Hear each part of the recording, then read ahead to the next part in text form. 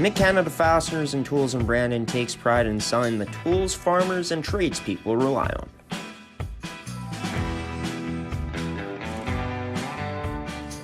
Like our Winnipeg location, Brandon carries the same tools you know and love. From all the brands you can trust, all in one convenient place.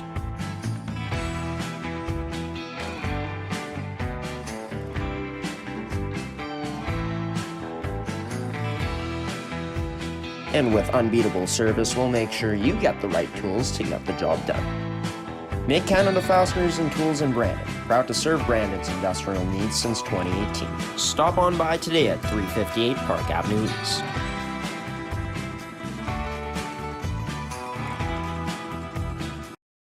Can Central Sports Cards and Memorabilia offers the widest selection of sports cards and signed memorabilia in the city.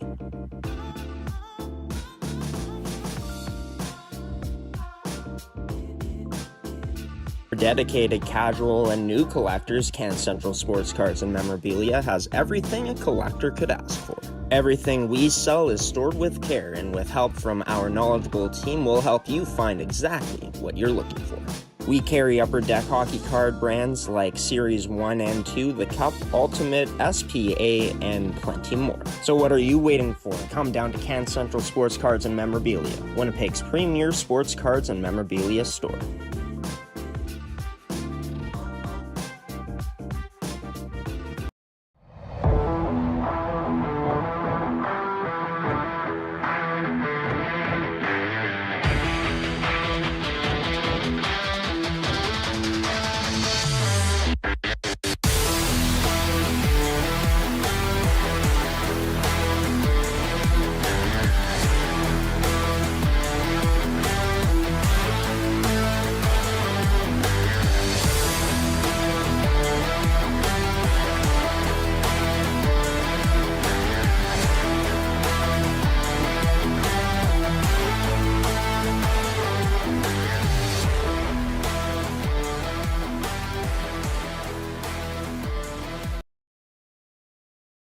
And welcome in Manitoba Female Hockey League fans, Manitoba Female U18 AAA Hockey League fans, as I should say, into another edition of the MFHL podcast, episode 19, season 2, here on your home for MFHL hockey on G Show Productions on gshow.ca. I'm your host, Graham the G Show Forsyth. We're brought to you by Mid-Canada Fasteners and Tools, your one-stop shop for all your industrial needs in Winnipeg and Brandon here in the province of Manitoba. As you just saw to start off this episode, our new Mid-Canada Fasteners and Tools Brandon commercial airing for the first time in this podcast's history. We aired it for the first time last night in the Winnipeg Ices, Game 2 against the Pembina Valley Hawks, as I'm just taking a look at my screen here for a moment. Got to adjust a few things, but yeah, we're brought to you by Mid-Canada Fasteners and Tools. We're also brought to you by Terrico, Can Central Sports Cards and Memorabilia, as well as goaltenders. As for the Winnipeg Ice, they had a chance to start off the playoffs as the opening game in the 3-6 series against the Pembina Valley Hawks on Tuesday night. It was the opening game of the MFHL playoffs, the lone game on that Tuesday night, as, Winnipeg would end up starting off with a bang. Gabby Robbins connects with Cassie Carvalho, who breaks in and goes 5-hole on Rakowski, beating the Pembina Valley goaltender for the first goal of the MFHL playoffs, the defending champs striking first. But Pembina Valley would not go away in this one.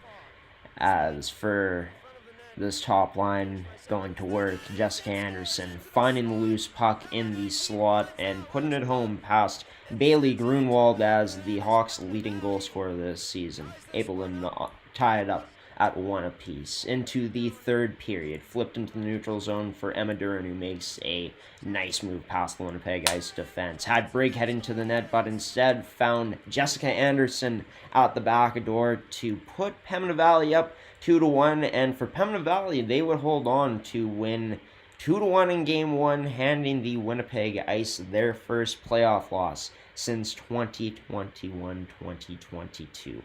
But for Winnipeg, they'd be back on home ice on, last night, as we had that game broadcasted on the network, where for Winnipeg, it was a crucial game for themselves. Go down 2-0, you'd be playing Game 3 in Morden, but not only that, if you're able to extend it to a fourth game, you'd also be playing that one in Morden due to a bit of a difficulty in booking the ice for Pembina Valley for that Game 2. So, yeah, Game 2 was played in Winnipeg last night, and Winnipeg was facing a possibility of perhaps going down 2-0 in the best of 5 series, which would put a lot of pressure on this Ice team. But defending champions did, and for the Winnipeg Ice, a very strong response last night. As we pick it up in the second period, the Ice all over the Pembina Valley Hawks. Rakowski made some huge saves up until that point, but it got up until the point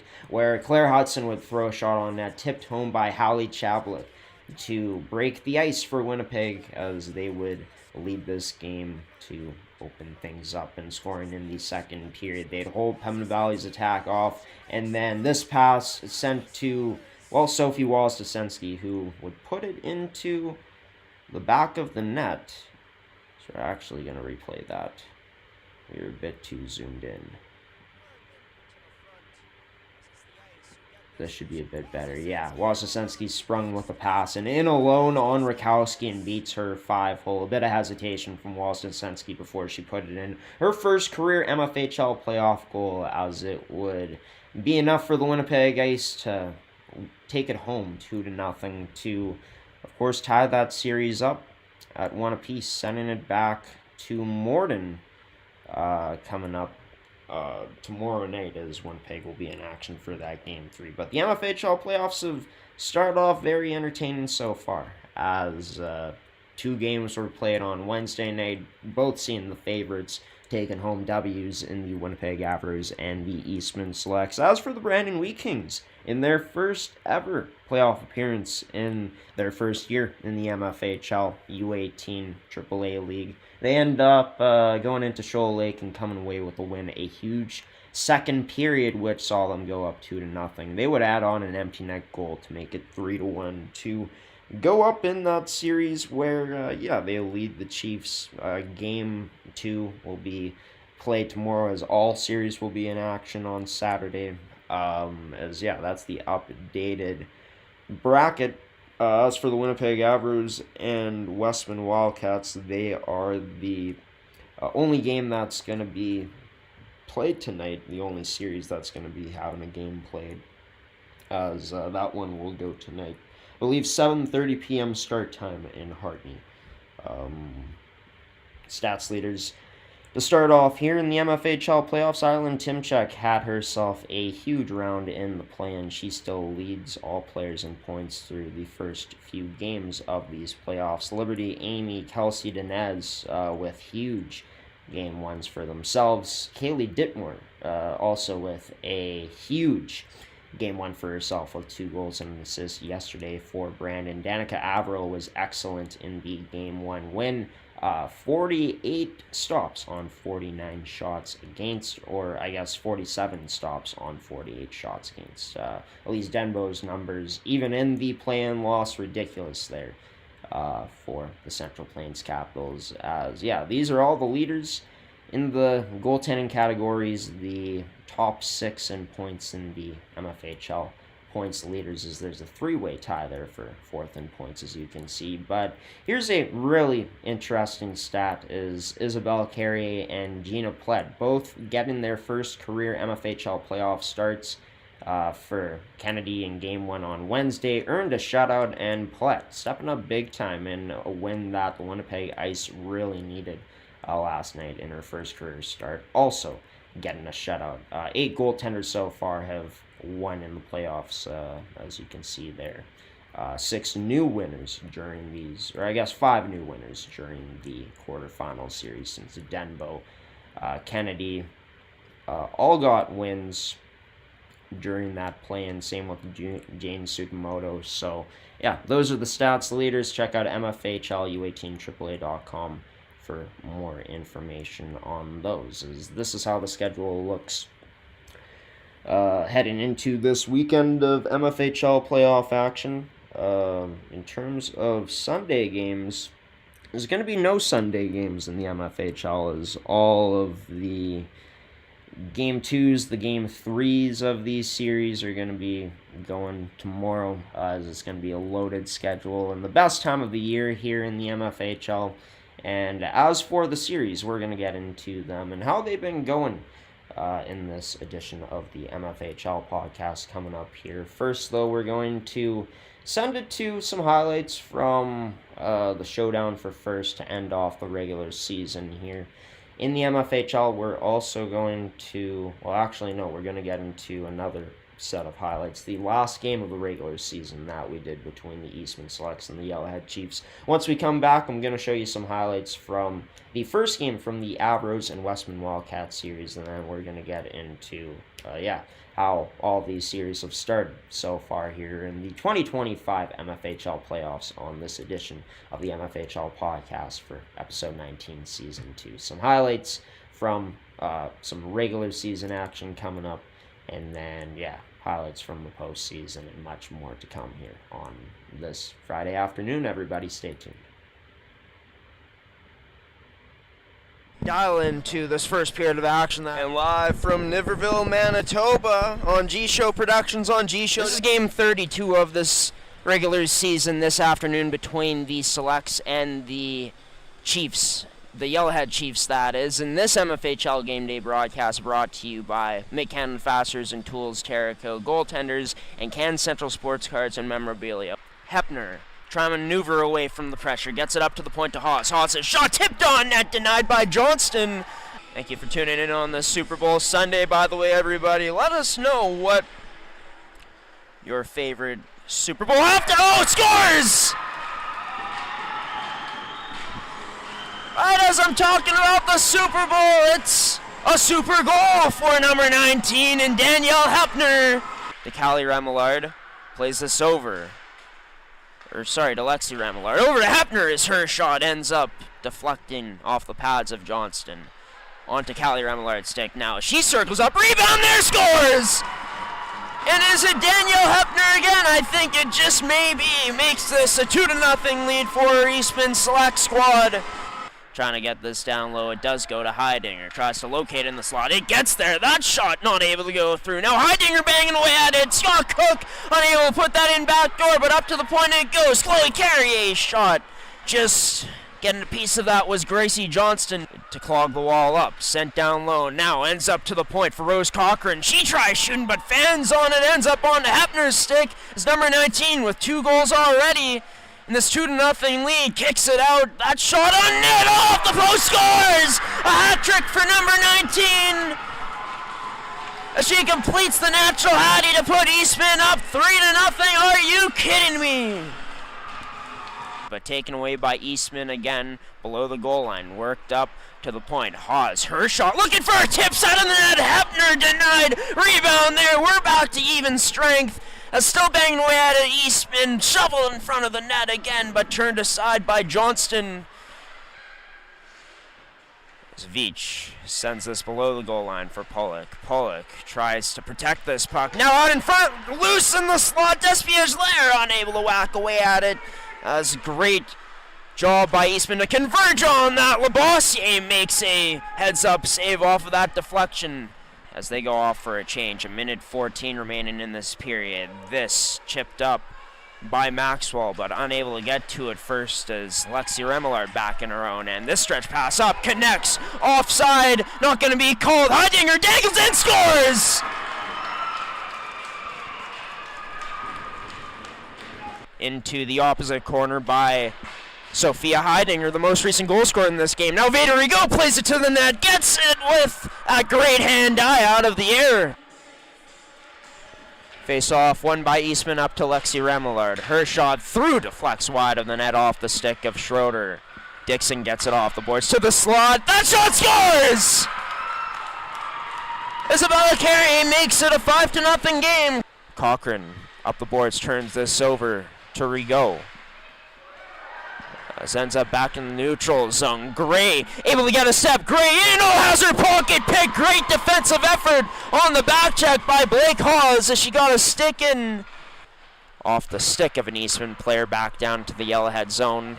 This is taken away by Scott Cook. Nice stick. High slot. Cook sends it towards the net. Rebound there. Whacking away at it. Delaney Rigaud, but ends up under the pad of Gracie Johnston. So it's over to Heidinger now. Works her way in. Heidinger as she stick handles and stops up now near the point. Heidinger dangles past Taryn Knight. Able to shoot. Scores! And inaccurate shot. A rip from number 16 in Sophia Heidinger past Gracie Johnston. Extends this lead to 6-0 for the Eastman Selects. On this girl advantage now. As this intercepted towards the net, Gray wide of it, as she's had so many chances like that. To Delaney Rigaud, she makes a move, making her way towards the net, backhand trying to tuck that in, 5-hole, but Johnston denies her. From Pollock as she continues to work here, forces a turnover, held in at the line by Gray for the Chiefs, picked up by Pollock again. That shot turned aside, rebound there, all over the net, that goes so close. So with 17 seconds remaining on what has been a record-breaking season for the Eastman Selects for the first time in their franchise's history, finishing as the first place team in an MFHL regular season. They'll have to wait to see who their opponent is for the upcoming first round, but congratulations to the Eastman Selects, who finished this season with historic numbers all around.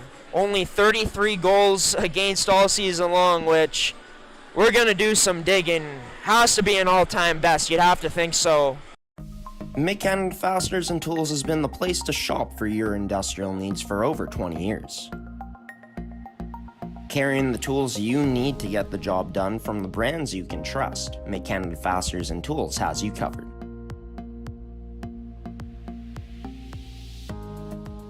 Brands like Milwaukee Tool, established in 1924 and on display in our Milwaukee Red Zone, the largest red zone in Winnipeg.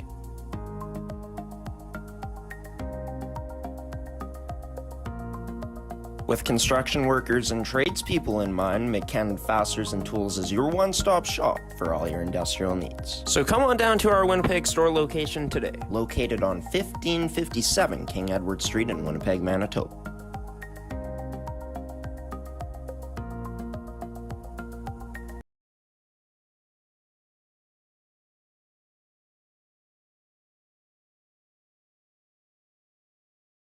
And welcome back to the Manitoba Female U18 AAA Hockey League podcast here on your home for MFHL hockey on G-Show Productions on gshow.ca, brought to you by Can Central Sports Cards and Memorabilia, Terra Co Goaltenders, and Mid-Canada Fasteners and Tools. By the way, as mentioned, debuted our new Brandon Mid-Canada Fasteners and Tools commercial last night during Hawks and Ice, where that series now tied up at 1 apiece, as game number 4 is going to be going next Wednesday in Morden. There will be a game 4 for sure in this series, given that it is tied at 1-1 in the best of 5, but game number 3 goes tomorrow in Morden, Manitoba, as it'll be some Saturday action between these two teams. 4:30 p.m. so an early or a late afternoon game, almost coming on early evening, but all series are going to be played tomorrow, as game 3 between Winnipeg and Westman will be played. Game 2 is going tonight, the only series in action tonight. Game 2 for Chiefs and Wee Kings going on Saturday tomorrow. And as for Interlake and Eastman, their game 2 in Warren, Manitoba tomorrow at Warren Arena, a game where G-Show Productions is going to be attempting to stream it as well. So stay tuned for that tomorrow. A doubleheader of MFHL playoff game day coming your way as well. Also be broadcasting the Avros and Wildcats series tomorrow night. But speaking of the Wildcats and Avros for Westman coming into this year's playoffs as the 7th seed. Unfamiliar territory for a team that's been a favorite year in and year out to take home a championship in the MFHL. They've made it to the finals for the past 3 seasons and even won the championship back in 2021-2022. But this time around, they are truly the underdogs heading into these playoffs against a Winnipeg Avros team that's ready and gearing up to try to win their franchise's first championship in history. And in game 1, it was a very close first period of action, but a game where you'll see by the score which the favorites would end up imposing their will and taking over. As for the first period of action, Rio Pierre gets loose into the slot, lets go a shot that beats Indigo Stone as the record breaker in goals in a single season and points on the board first to get things going for the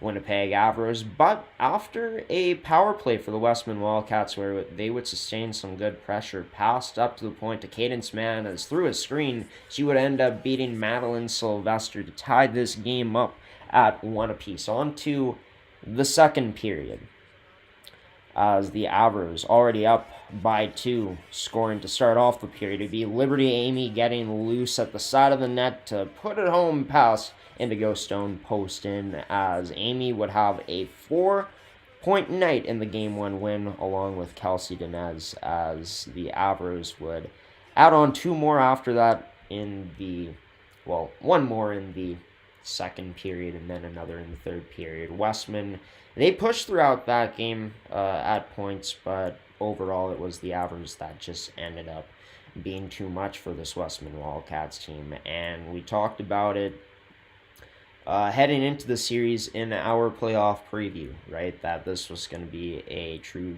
David and Goliath series, given how these teams matched up against each other during the regular season. 4-0 sweep for the Avros, and their most recent matchup was in the bronze medal game of the female sport school. The female world sports school challenges, I should say, where the Avros defeated Westman in the bronze medal game. And all credit to Westman for coming out strong in that matchup. Shots were pretty well even throughout the first period. That top line was doing some damage for the Wildcats, and Perkin, Waldner, and Schutte, which their 3 best players all loaded up on one line. Troy Gold and the staff feeling like that could give this Westman team their best chance to, of course, take down this Avros team. And I mean, why wouldn't you group those players together if you're looking for the best possible outcome from the top end of your lineup, right? It'll be interesting to see as this series goes along. Do they split those players up to make the rest of their lineup more dangerous? We'll have to see. Schutte, Perkin, as well as Waldner, their ice time seemed like they were double shifted throughout that game. Same with Callie Hillhorst on the back end, their captain. And that's to be expected in this series for the Westman Wildcats, right? And I think credit to them for being able to skate with the Avros at points in that game. I think that there was some frustration building from the Westman Wildcats side, a few calls that they weren't overly thrilled with, some missed calls that they felt could have been called, and of course just getting unlucky on a few. And yeah, that frustration I think just mounted throughout the game, given that the Winnipeg Avros just turned it up to another notch in that second period. And when Westman would end up scoring to make it 4-2 in that second period late, the Avros would come right back with another goal to put themselves up 3 heading into that third period. And that's the thing for this Westman Wildcats team, right? Even though they have that good top end talent, they're a young team that's gonna excuse me as I cough my way through this, but yeah, they're a team that's gonna give you everything that they got, a team that's going to play with a lot of spirit, a lot of energy. But just for the way this Winnipeg Avros team is built, the depth that they have, the weapons that this team has at their disposal, and just how well they skate, how they just continue to get better throughout the game, I think that all came to fruition throughout that matchup on Wednesday night, which went into the Avros' favor, and they were able to flex that second seed muscle to take home a huge Game 1 victory. Game 2, of course, going tonight. As for the other Winnipeg team, in terms of the Winnipeg Ice and the Pembina Valley Hawks, forgetting off the top of my head what I predicted this series to go to, but I could very well see this series going 5 games at this point. Pembina Valley has really impressed me. Team I had a chance to watch, or we had a chance to cover a few times this season, and both times we covered them, they would end up coming out with losses. But there's always been aspects of this team that I like. Of course, their top end talent and Jessica Anderson, Abigail Brigg, Cassie O'Brien, right? Players that have stepped up to start off in these playoffs. Anderson with a huge Game 1 performance, being the best player when her team needed, one of their best players to step up. She did that. And for Pembina Valley, they haven't given the Ice that much space throughout the whole series. They played them tight in the D zone. They've had a good forecheck in the offensive zone, which led to some troubles for the Ice last night.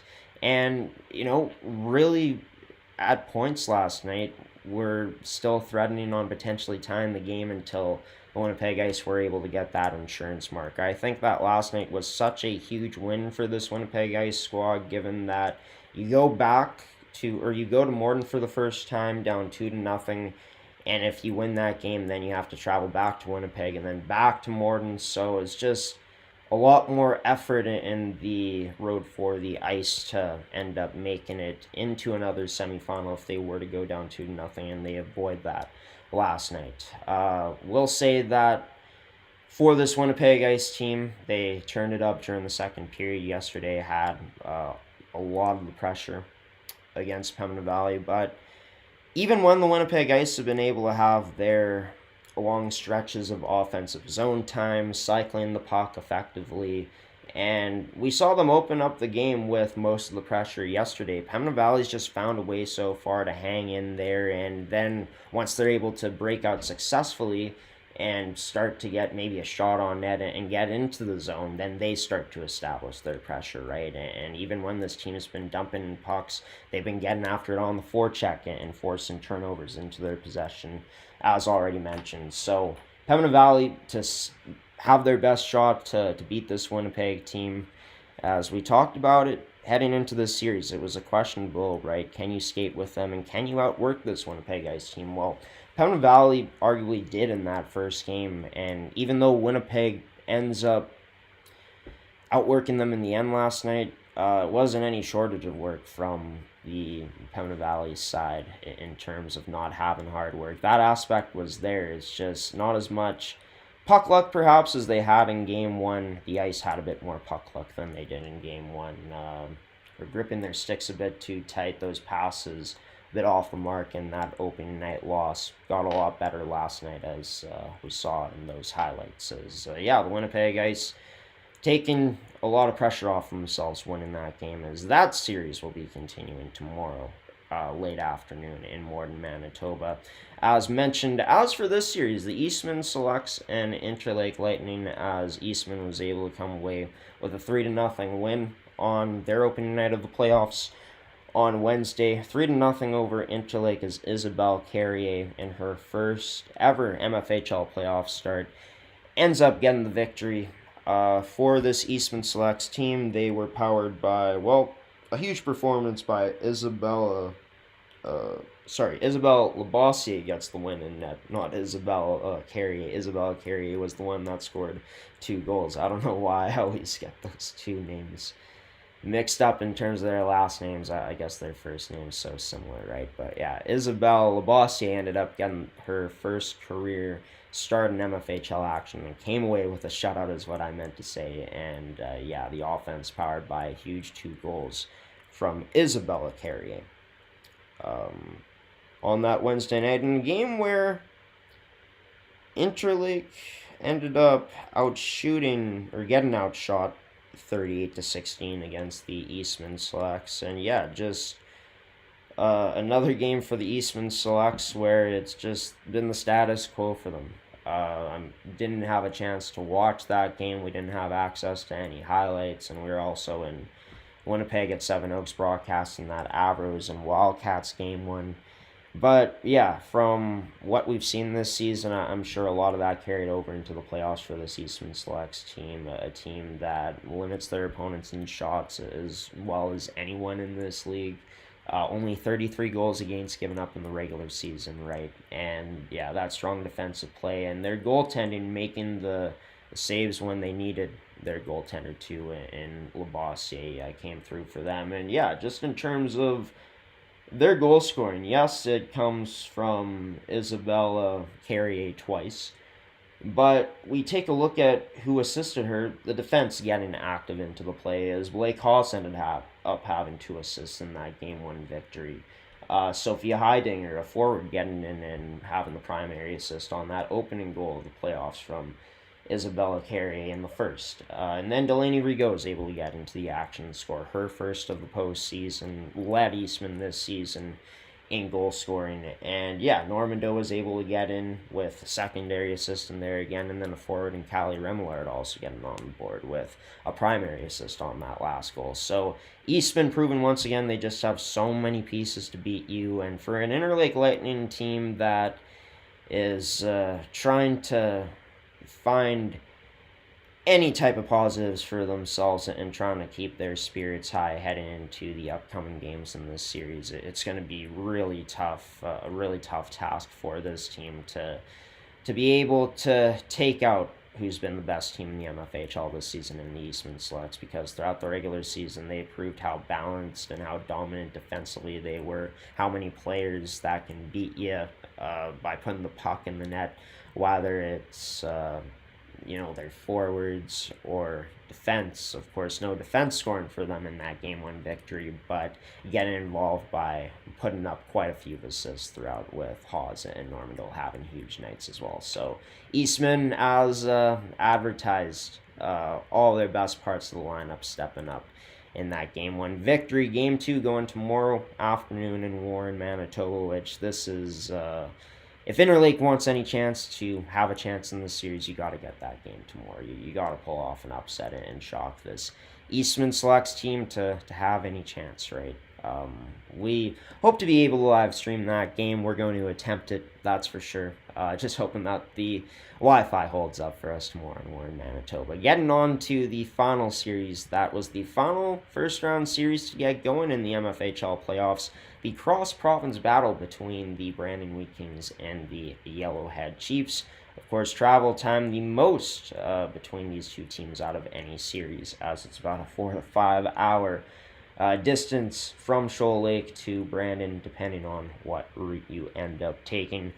But yeah, as for this series, I don't know if I mentioned it in the preview of the playoff preview we did on Sunday, but yeah, I mean, being able to steal a road game, I think, is going to be more crucial in this series for a team to be able to come away and advance into the next round with a series win. Being able to steal these games on the road is huge, right? Especially for a Brandon Wheat Kings team, which this is their first crack at the playoffs. Of course, players on this team have played in the playoffs before, but as a team together, this is yet another new experience for this collective group, and they end up facing off against the Yellowhead Chiefs team in this first round that's been a legitimate powerhouse throughout this league, a legitimate contender year in and year out. And you go into Shoal Lake, which has been touted as maybe the toughest place to play in the MFHL, and especially to do it in the playoffs, coming away with the win in that barn, with game two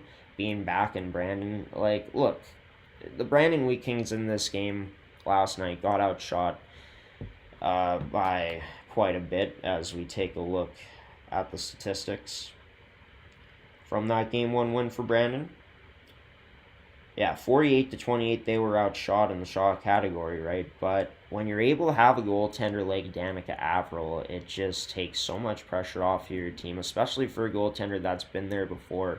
And talking about playoff experience, she ended up going all the way to the finals with the Western Wildcats last season, right? So the performance from her on the road in such a tough environment against a Yellowhead Chiefs team that's been so historically consistent and good in this round of the playoffs in MFHL history, to get that type of performance from your goaltender and seeing a player like Kaylee Dittmer step up the way she did, you got to be ecstatic if you're the Brandon Wheat Kings with this performance from, Kirk Cup and the whole coaching staff, because now you put a lot of pressure on this Yellowhead Chiefs team as it goes back to game 2 at your barn, knowing that you were able to come away with a fantastic performance from your goaltender in Danica Averill, as I'm sure Yellowhead was frustrated throughout that game. And I think this is got to be the blueprint, the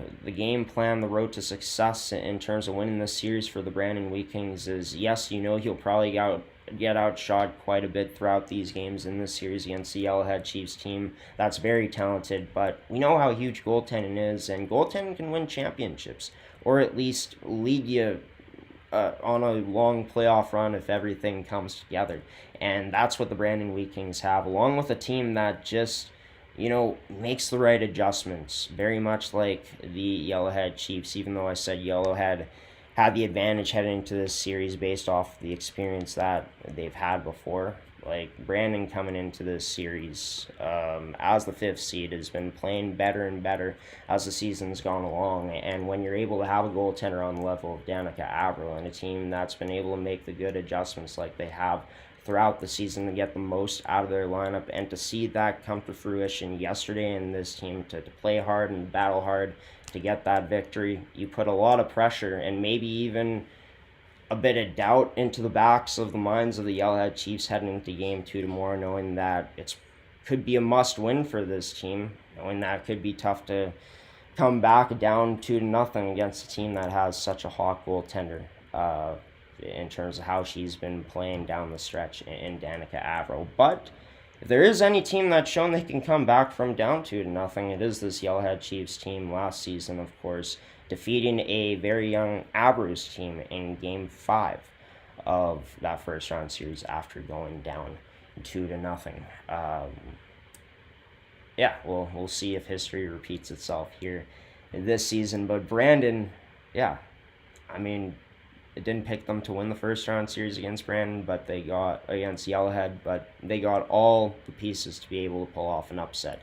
And we saw that come to the forefront last night in Shoal Lake. Well, for the spectators that were there, of course, we didn't have any access to the footage for that matchup in Game 1 in Shoal Lake. Game 2 going tomorrow afternoon in Brandon as the MFHL playoffs roll on here into the weekend. These are how we stand in terms of the scores of these series through the first 2 games for Ice and Hawks, and through Game 1s for Selects, Chiefs, and the Abruz series. All of those teams will be back in action, of course, tomorrow as the schedule is listed there. Be sure to check out the MFHL's website to get the full playoff schedule if you may have some trouble reading this here. All of their games are posted, as well as their stats, the scores, and all that good stuff for you to stay up to date with the latest from the MFHL.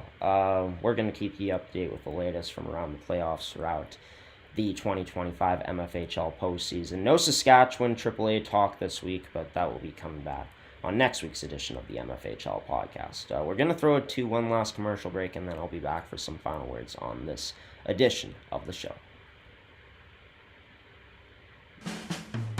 Mid-Canada Fasteners and Tools in Brandon takes pride in selling the tools farmers and tradespeople rely on.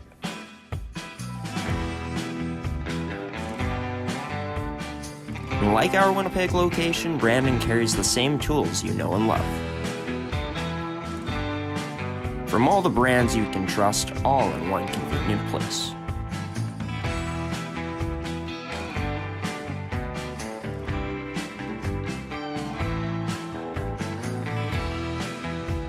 And with unbeatable service, we'll make sure you get the right tools to get the job done. Mid-Canada Fasteners and Tools in Brandon, proud to serve Brandon's industrial needs since 2018. Stop on by today at 358 Park Avenue East.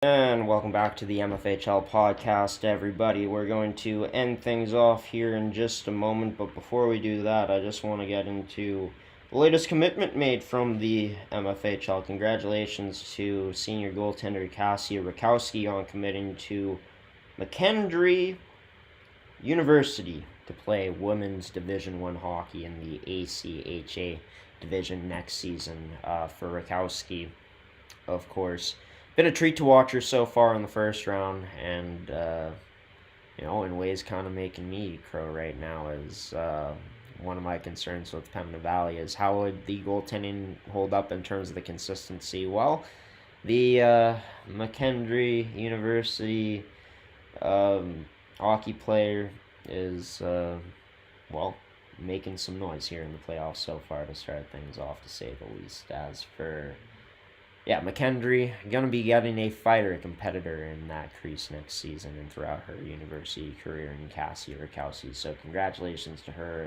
as well as to everyone that supports Cassia, to her family, to her friends, and to her Hawks family. We're going to also shout out Chloe Minkus, who shout out to the Bolts senior forward on committing to Niagara University in New York. For Chloe Minkus, been such an integral part of Interlake's success this season when they've been able to have it.